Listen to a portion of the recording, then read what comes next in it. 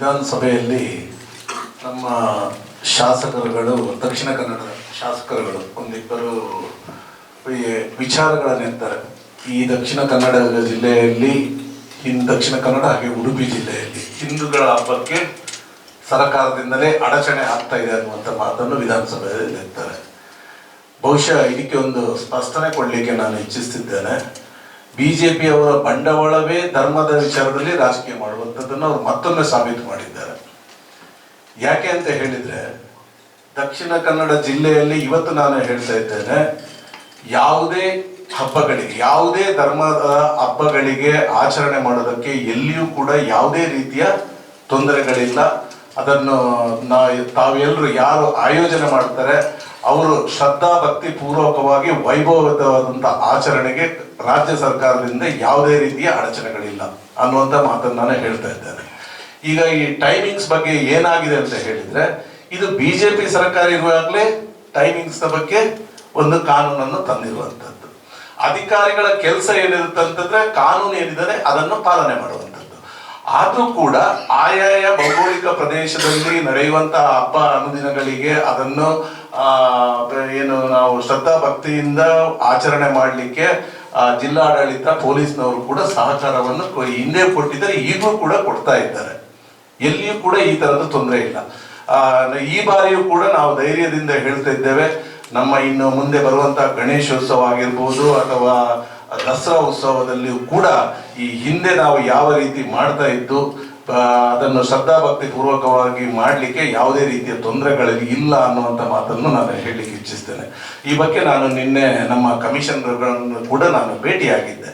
ಖಂಡಿತವಾಗ್ಲೂ ಅವರಲ್ಲಿಯೂ ಕೂಡ ಅವರು ಹೇಳ್ತಾರೆ, ಕಾನೂನನ್ನು ಪೊಲೀಸ್ನವರು ನೀವು ಕಾನೂನನ್ನು ಮೀರಿ ಮಾಡಿ ಅಂತ ಹೇಳಲಿಕ್ಕೆ ಅವ್ರಿಗೆ ಆಗೋದಿಲ್ಲ. ಕಾನೂನಿನ ಚೌಕಟ್ಟಿನೊಳಗಡೆ ಮಾಡಿ. ಆದರೆ ಡಿಜೆ ಅನ್ನುವಂಥದ್ರ ಬಗ್ಗೆ ವಿಶೇಷವಾಗಿ, ಡಿಜೆ ಅನ್ನುವಂಥದ್ದು ಖಂಡಿತವಾಗ್ಲೂ ನಮ್ಮ ಸಂಸ್ಕೃತಿಯು ಕೂಡ ಅಲ್ಲ, ಇದನ್ನು ನಿಷೇಧಿಸಬೇಕು ಅಂತ ಹೇಳಿ ಹಿಂದಿನಿಂದಲೂ ಕೂಡ ಇದ್ದು ಅದರ ಬಗ್ಗೆ ಕಠಿಣ ಕ್ರಮವನ್ನು ಅವರು ತೆಗೆದುಕೊಳ್ಳುತ್ತಿದ್ದಾರೆ ವಿನಃ ಬೇರೆ ಯಾವುದೇ ಆಚರಣೆಗೆ ತೊಂದರೆಗಳನ್ನು ಮಾಡಿದ್ದಿಲ್ಲ ಅನ್ನುವಂಥದ್ದು. ಮೊನ್ನೆ ಕೆಲವೊಂದು ಕಡೆ ಅನಗತ್ಯವಾಗಿ ಹೇಳಿದ್ರು. ಈಗ ತುಕ್ಕೊಟ್ಟಿನಲ್ಲಿ ಇದರಲ್ಲೆಲ್ಲ ಇದು ಆಗಿದೆ, ಎಲ್ಲಿಯೂ ಕೂಡ ಸಮಸ್ಯೆ ಆಗಲಿಲ್ಲ. ಸಮಯಾವಕಾಶ 11 ಗಂಟೆ ಇದ್ರೂ ಕೂಡ 12, 1, 2 ಗಂಟೆಗಳ ತನಕ ಕೂಡ ಪ್ರೊಸೀಜರ್ ನಡೆದಿದೆ, ಎಲ್ಲಿಯೂ ಕೂಡ ತೊಂದರೆ ಮಾಡಲಿಲ್ಲ ಪೊಲೀಸ್ನವರು.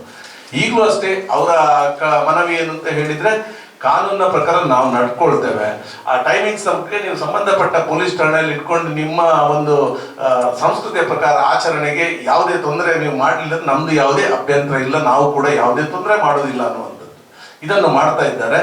ಆದ್ರಿಂದ ನಾನು ಸ್ಪಷ್ಟವಾಗಿ ಹೇಳಲಿಕ್ಕೆ ಬಯಸ್ತೇನೆ, ಯಾವುದೇ ನಮ್ಮ ಹಿಂದೂ ಸಂಘಟನೆಗಳಾಗ್ಲಿ ತಾವು ಆಚರಣೆ ಮಾಡುತ್ತಿರುವಂತಹ ಯಾವುದೇ ನಮ್ಮ ಹಬ್ಬಗಳು, ಹಿಂದೂ ಸಂಘಟನೆ ಅಂತಲ್ಲ, ಇವನ್ ಇಸ್ಲಾಂ ಧರ್ಮದ ಆಗಿರ್ಬೋದು, ಕ್ರೈಸ್ತ ಧರ್ಮದ ಆಗಿರ್ಬೋದು, ಜೈನ ಧರ್ಮದ ಆಗಿರ್ಬೋದು, ನಾವು ಹಿಂದೆ ಯಾವ ರೀತಿ ಆಚರಣೆಗಳನ್ನು ಮಾಡ್ತಾ ಇದ್ದೇವೆ ಅದನ್ನು ಹಾಗೆ ಮಾಡಲಿಕ್ಕೆ ಯಾವುದೇ ಅಭ್ಯಂತರ ಇಲ್ಲ ಅನ್ನುವಂಥ ಮಾತನ್ನು ನಾನು ಮತ್ತೊಮ್ಮೆ ಸ್ಪಷ್ಟವಾಗಿ ಹೇಳ್ತಾ ಇದ್ದೇನೆ.